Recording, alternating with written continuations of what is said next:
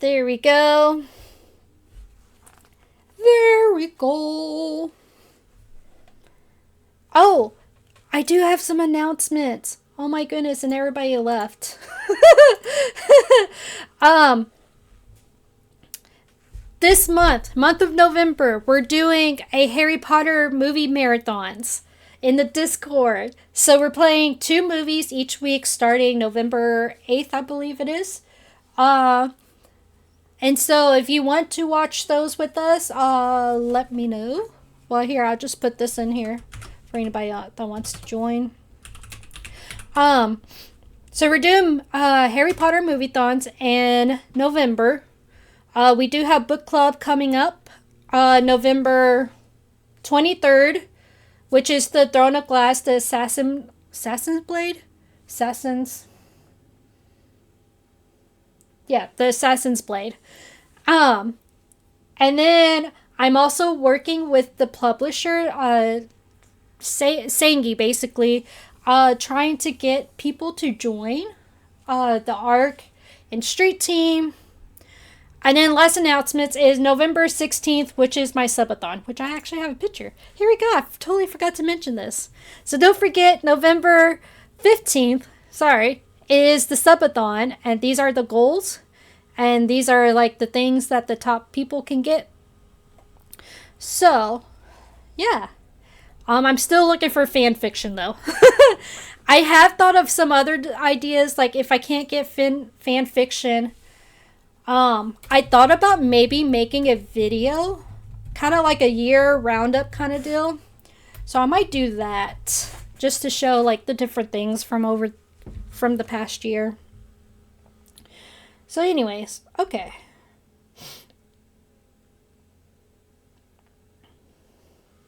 Do.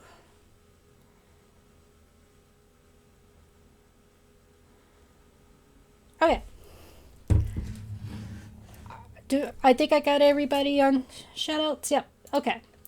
Chapter 5, the garden center. What happened before here? Because I don't ever remember. The Burbs. Oh, I do remember. So the kids and the mom got caught by a group of people. I think they're people.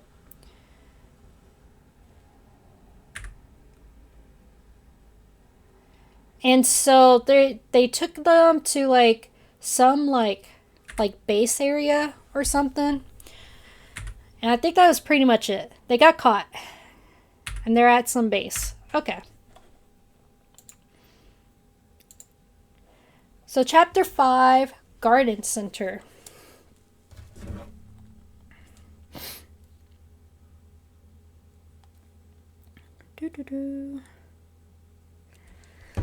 It was nearly evening when I woke up.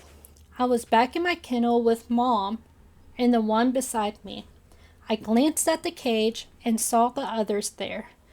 Jules was in a pink lace bodysuit, like she had just stepped out of an adult store in Atlanta. Whoops. I learned later that Sue had made her put it on for her big night with the boss. When Jules complained about it being too small, Sue slapped her so hard she left a handprint across her cheek. When he saw Jules, the boss turned around and punched Sue, breaking her nose in particular fashion. It seemed that rather than being mad at the boss, Sue was now swearing to kill Jules at the first opportunity. I could smell cooking meat on several grills at the back of the garden area. My stomach growled despite our desperate situation. While the tempting smell of food seemed to pull everyone's attention in that direction, Mom leaned closer to me and started talking fast. James, this is everything we feared, and it's going to be up to you to free the girls if we can't find a way out of here tonight. They told me I would get to meet my new owners tomorrow. If you get the chance, use your legs, to force open the end of your kennel. You're on the end, so you should be able to manage it. I will be looking for every opportunity to cause a distraction. You must get the girls away from here. These men will use them until there is nothing left and then kill them. I'm counting on you, James. Great. At least there is no pressure. Just perform a miracle, James. You got this. Fuck. Mom had barely finished when they came for Jules. She was openly crying at this point and tried to hold on to the cage until one of her captors reached over and punched June in the stomach. Jules' cries turned to screams of desperation as she let go in shock while June crumpled to the floor. They escorted Belle out just after Jules. Mom was apocalyptic with impotent rage while began to fall into despair. Pull your head out of your ass and start working on a way out. We don't have time for your pity party, James. Mom hissed with rage. I had never heard Mom so mad, especially at me. It worked though, and I started thinking about how to get out of here. They took Jules to the office where the boss had set up his quarters. They handcuffed her to the bed and left her like a mint on his pillow. Belle, on the other hand, was brought to a stage where they put her in what appeared to be a stripper cage looted from a local bar. They told her to dance when the music started, or they'll bring her husband up and just beat on him for entertainment. She said the women were worse than the men, reaching in, grabbing at her, and taunting her continuously. Northern, welcome in. How are you? Thanks for the lurk. Let me get you... Well, no, there's already a shout out. yes, I'll get you a video shout out in a minute.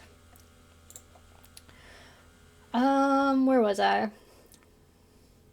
After an hour or so, the boss came on stage and told everyone that for his dedication and good work, Chuck would be amply rewarded. He would get to keep the new truck as his mobile outpost and could test out the new living quarters with the tasty morsel in the stage cage. This was followed by whoops and catcalls by the drunken crowd. He wound up his speech with, "Well, it looks like the grub is finally ready, so dig in." Cheers erupted from the crowd. I could hear every syllable over the amplified speakers and felt like I was going to be sick. That was a short chapter. Okay, let's do a video shout out for Northern. Whoopsie.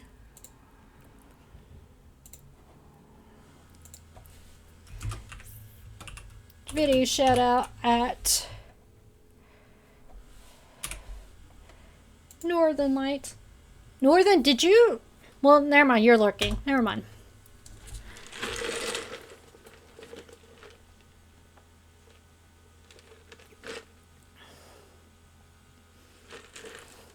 My video shout out didn't work. Surely she has some clips, right? Let's try this.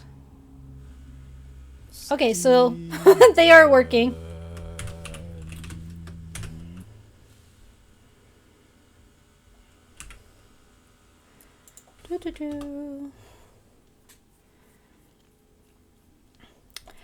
I guess Northern doesn't have any clips. What the heck? Oh! Rusty, I forgot to show you.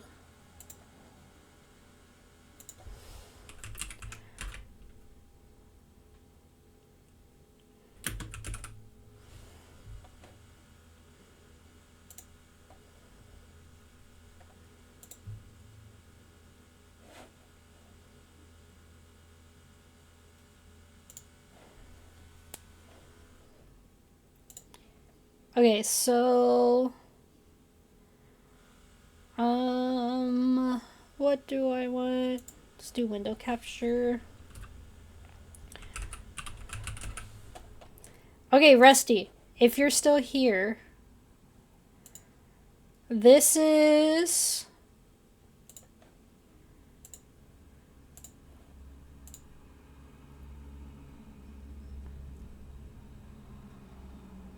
why isn't it shown?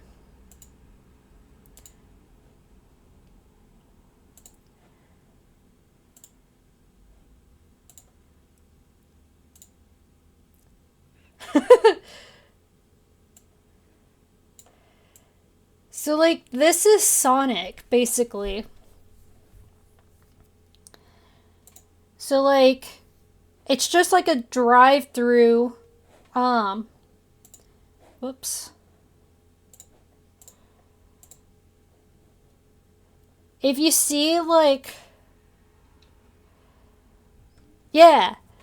Well, no, it's not a hedgehog place, but, if you, I don't know if you can see, um,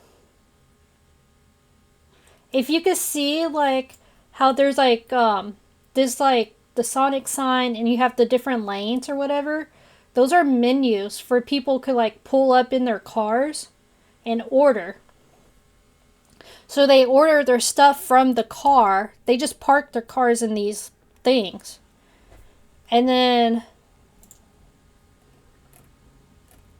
um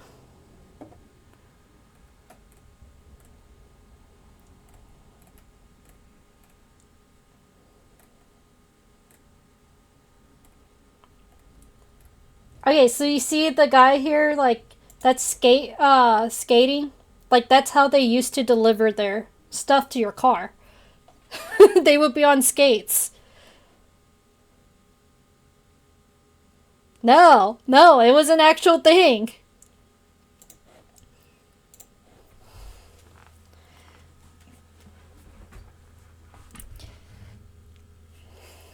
Yeah, no. Well, Ziri said that some places are still doing it. The one by me, they stopped doing it. Mainly because there was like a drug bust or something, so they stopped for some reason doing skates.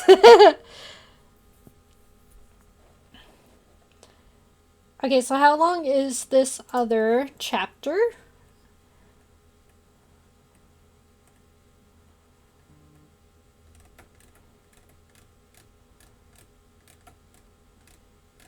I might be able to get through it. Whoops, I always do that.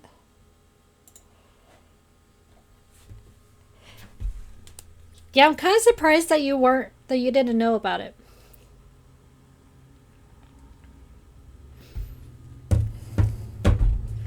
Doo-doo-doo. Okay, let's continue. We are going to do chapter 6. Chapter 6. Chuck's Prize. Chuck immediately went after his prize and dragged Bella back to the camper. He handcuffed her to a bunk and went back for food. While he was gone, Bella began working out the thick, stiff wires she had sewn into her bra. She tossed one over to the side of the bunk Chuck had folded down and tucked the other down her leg, held in place by her panties. When Chuck returned, he was simply delighted to see her standing there with no bra.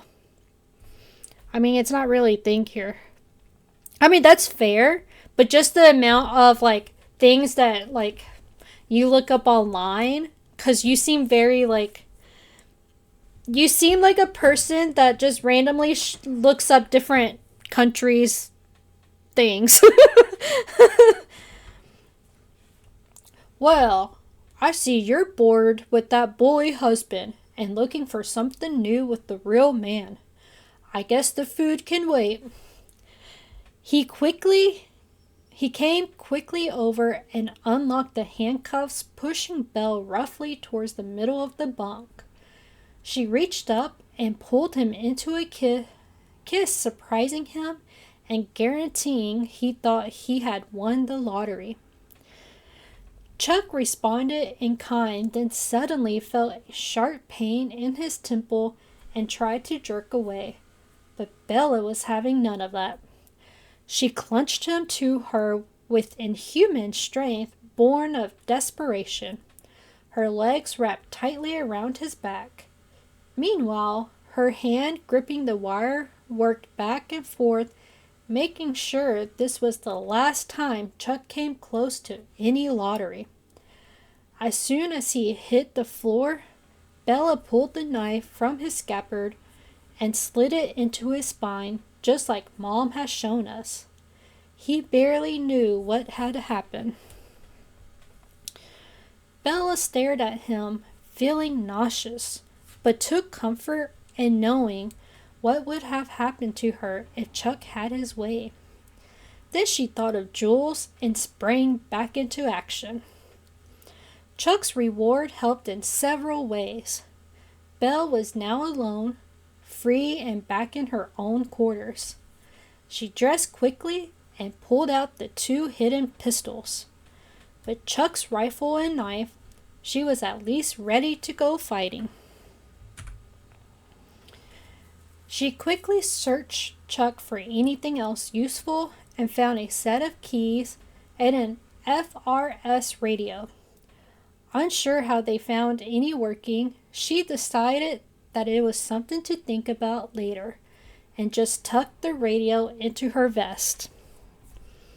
Belle pulled off Chuck's shirt and finally managed to get him into the bunk. Once there, she used the pillow to make a long, lumpy shape beside him and covered it, and most of him, with a sheet. She stepped back to look at her work from the door. Bella smiled to herself. In a dark trailer, you could easily mistake it for 2 sleeping people. Belle eased open the door and peeked out into the dark lot. Everyone seemed to be inside enjoying the party, except for a single guard by the cages. She slipped over to the gates and used Chuck's keys to unlock them, getting them ready for their escape. To be sure the gates would open easily, she pulled them slightly ajar, leaving them mostly closed so she wouldn't notice from a distance. With that done, Belle moved back along the fence towards the cages. She wasn't sure what to do about the guard. Sure, Miss McKinney had taught her to shoot, and everyone here deserved all the violence she could visit upon them, but she needed to do this quietly. Belle was no soldiers, just a farm girl from South Carolina. Let me get a drink here. I'm almost out of tea, guys. I'm a little sad. Lost in thought about what to do, Belle walked down the fence line when she stepped on an unseen pipe. Thanks for the hydrate. She hit the ground on her back with a whoomp. Bella struggled for breath as she heard the footsteps coming in her direction. The flashlight beam seemed like a spotlight as it lit up the fence behind her. As quietly as possible, she rolled onto her stomach and began to crawl away from the fence. Get some more? I mean, I probably will. Maybe when I get done streaming. The guard was wary as he came around the cages towards the fence. He had definitely heard something. He hated being alone on guard duty, even inside the fence. He didn't believe he was really safe from the zombies. Those damn things were fast, and he'll seen a few that could climb almost as well as they could run. Guess that's why the boss called them zombies. I like that. Zombies. He was at least happy that he had a gun-mounted tack light. His 12 gauge would make short work of anything that made it over the fence. To him, that's exactly what it sounded like. Something dropped down over the fence. He raised his radio to call for backup when his world went black. Bella stood over the guard with that damn pipe in her hand. She had been crawling away when her hand landed on it, nearly pushing it across the ground. That would have been icing on the cake. First to trip on it, then to knock the damn piece across the concrete. Yeah, that would have been brilliant.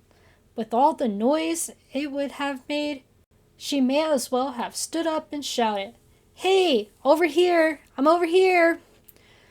Luck was on her side this time, though, and she managed to slide her hand across the concrete to stop its roll. It left a nasty bit of road rash, but it was worth every painful second. The guard was so intent on the fence that she had no problem sneaking up behind him once he walked past. Her only surprise was how loud it was when she brought the pipe down on his skull. She shuddered as she remembered that sound. Bella hurried quietly over to the cages. She went to open Miss McKinney's cage when she saw the lock.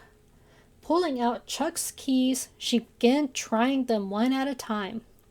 Her hands were shaking, making it take twice as long.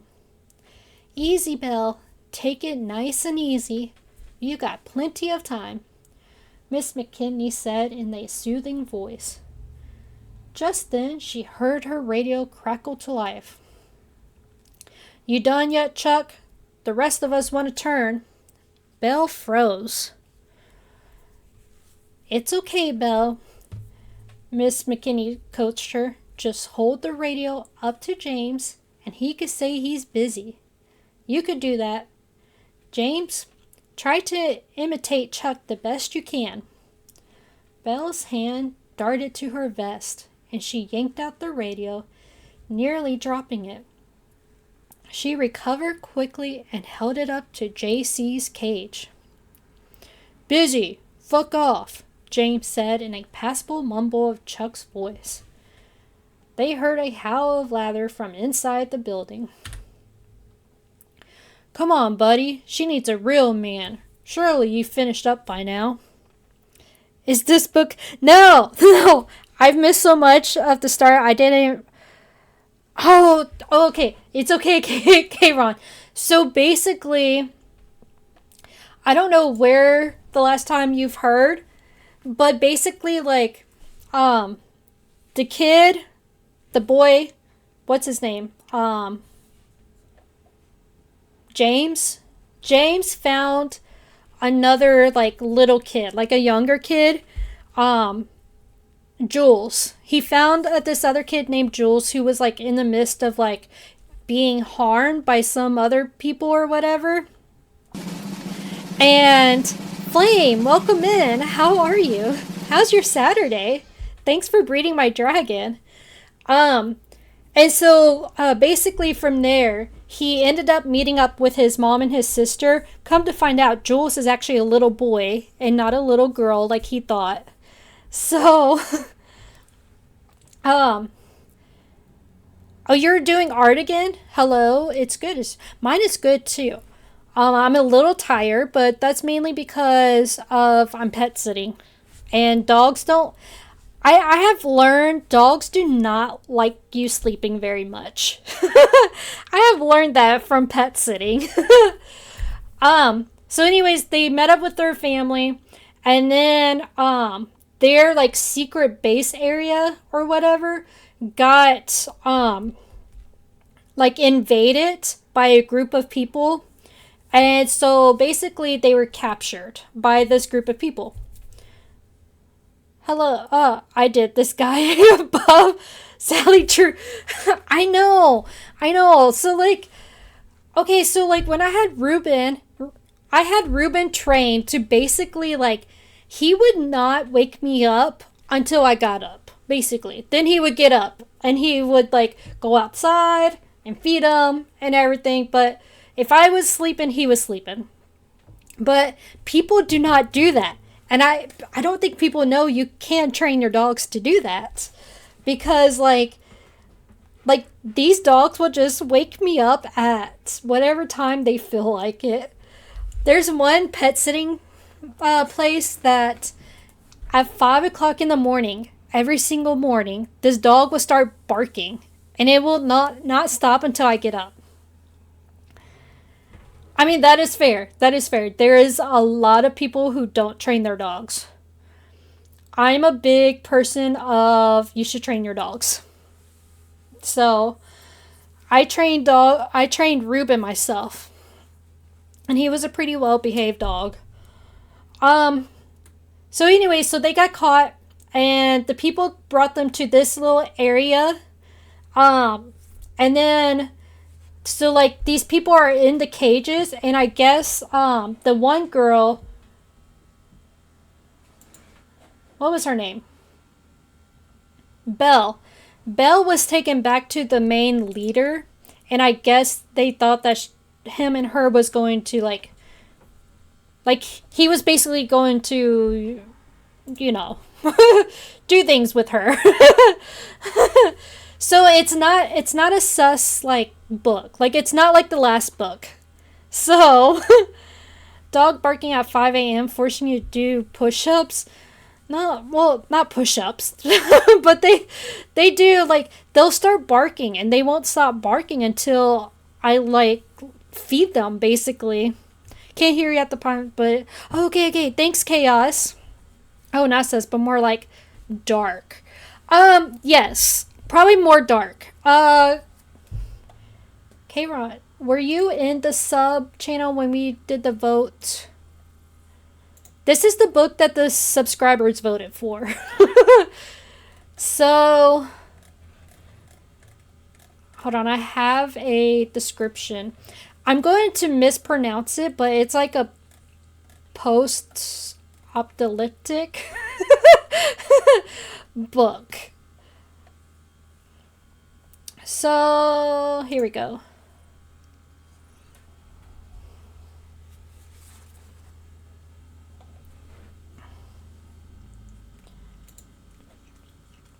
Oh, look. There it is. It already shows right there. So this is what it is. Yeah. So this is the book that everybody voted for. I don't know if you could see the description very well. But yeah. And it's shorter too, so it's not 500 pages of butt smut. It is less than that. So we should get through it pretty quickly. It's like 252 pages, so it's like half. Like, we're already 21% in. So, doing pretty good. Gone are the days of 500. Yes, they are gone. But the publisher that I've been helping with, he did pick the story up. And they're going to re-release it because he did a whole bunch of editing for now. Yeah. Well, okay, Ziri, that's funny that you mentioned that because I do have like 3 or 4 books lined up for us to read. And now that you're in this the sub channel, you'll be able to see. But I do have one on there that's called Twice Upon a Curse. Just saying, there is a chance. B, welcome in. How's your Saturday? So if people voted on that book, Ziri, it would be Shrek Smut. So we could have been reading that instead of this. 252, a smut or a smut to make up the lack of page. No, we are taking a smut break. Relaxing. That's good, B. B, it's been forever. If you wait till I finish the end of this chapter, I will do a video shout out for you. So we were just talking about our my past books that I've read. So I fully expect to come into stream to hear it all. There, one of these days. Now the Shrek smut, I think Elfin Screams wanted to stream it with me, so we'll have to see with that. There's a chance that I may have somebody else reading it with me. So, just saying. She's been having a full schedule though, just like I have. Alrighty, let's continue. Oh, guys, B let me borrow. I don't know if borrow's the actual term, but she's letting me read one of her books things. So I'm going to be reading her book. Well, the first 4 chapters. I'm going to be reading her stuff soon. Okay. Where was I? I read that.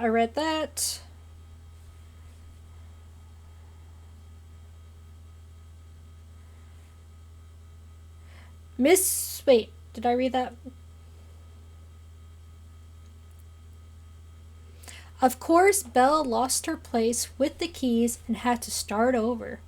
Getting through that little drama seemed to have relaxed her some, though. Belle's hands had nearly stopped shaking, and it took much less time to sort through the keys the second time around. In what seemed like only a few seconds, she found the right key.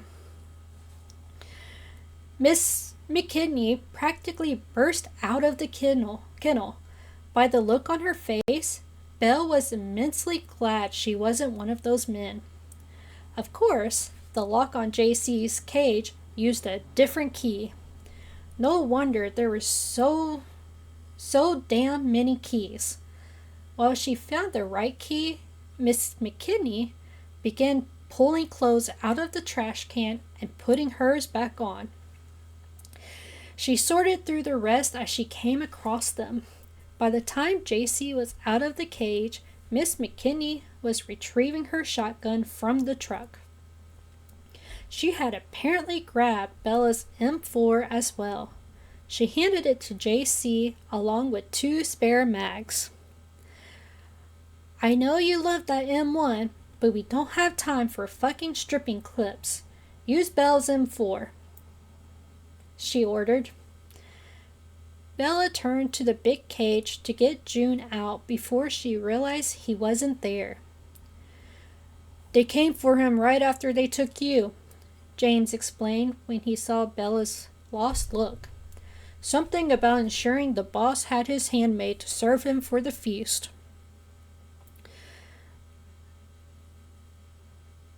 Bella, I want you and James to disable their trucks. Sabotage if you can. The flashier the better. They probably have fuel served along that back fence. I've seen what you two can do, so get on it, but watch your back. One stands guard while the other works. Got it? Yes, ma'am. You always read explicit in the calmest way possible. Well, I mean, how else am I supposed to read it? That's like, Kayron, you are not the first one to say that. Okay, the very first time I started reading, like, the smutty scenes, like, people would be like, you're just reading it normal. And I'm just like, I don't know how else to read it.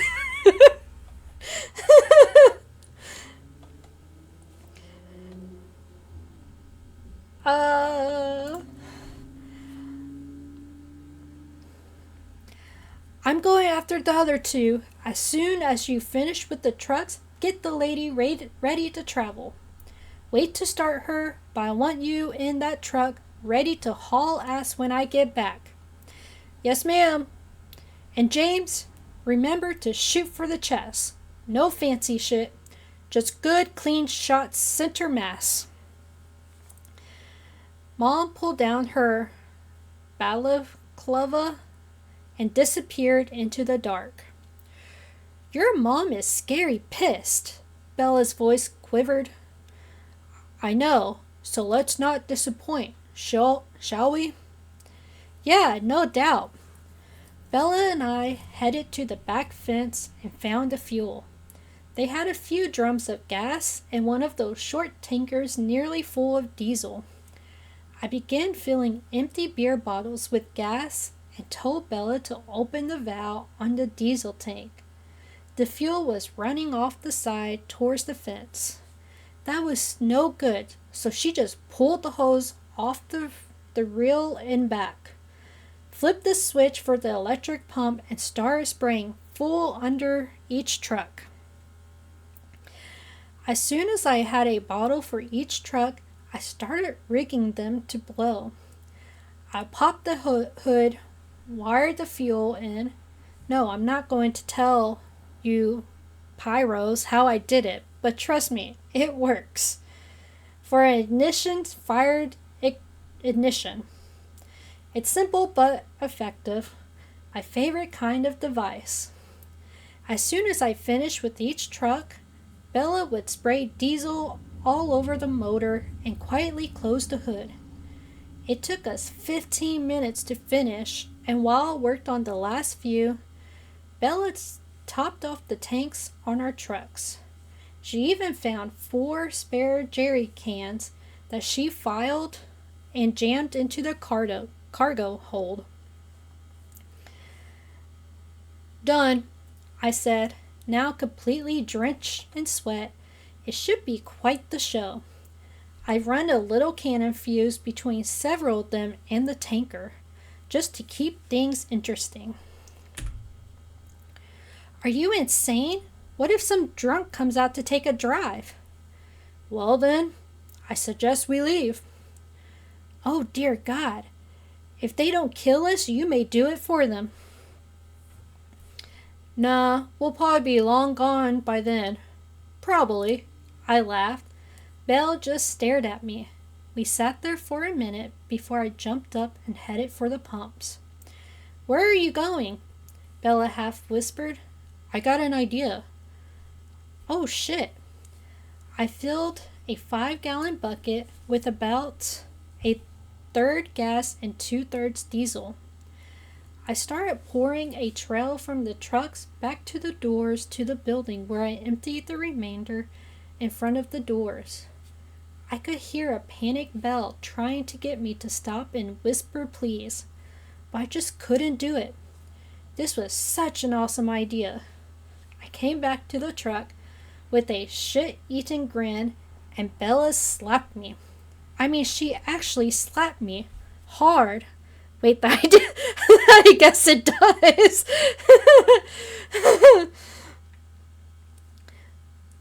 No fucking shit, you didn't think about that? JC, sometimes you are such a dumbass, like a monkey in his favorite football. This tomfuckery of yours could end up killing your entire family. Are fucking listening to me? Damn it, JC. Now we just have to pray they make it out in time. I swear, sometimes you got the mind of a badger in heat. Rusty! Rusty, they're talking about you again. What is up with this book and badgers?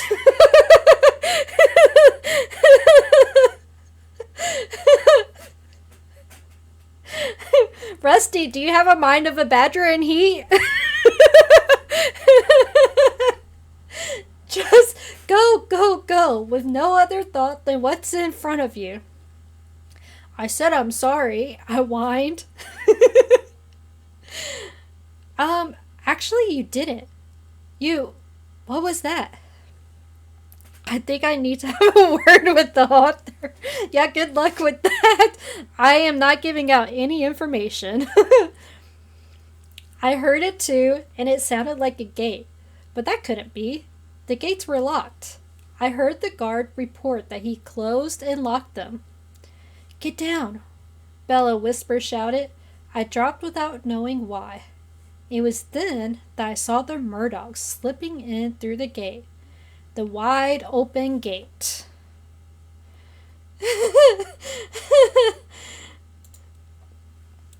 I should just like put together. Wait, I need to go back to that quote. Where was that at? Oops.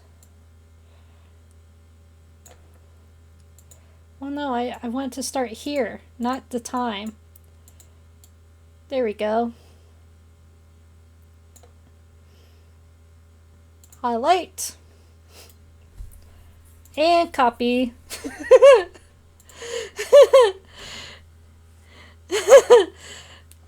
Okay, we are stopping there though for the day. That is 2 chapters. So we're 22% in. So not too bad. How are you guys too? Oh my god, welcome in. Thank you so much for Raid Legacy Cookish. Wow, I didn't even hear your live. I feel so bad. I've been so gone and out of it. Wait, is it working? Is it working? Let me make sure it doesn't crash the stream. We're actually testing it out. If it crashes, we know what reason it is. Oh my goodness. Thank you so much, Leggy. Leggy, you're awesome. It is working.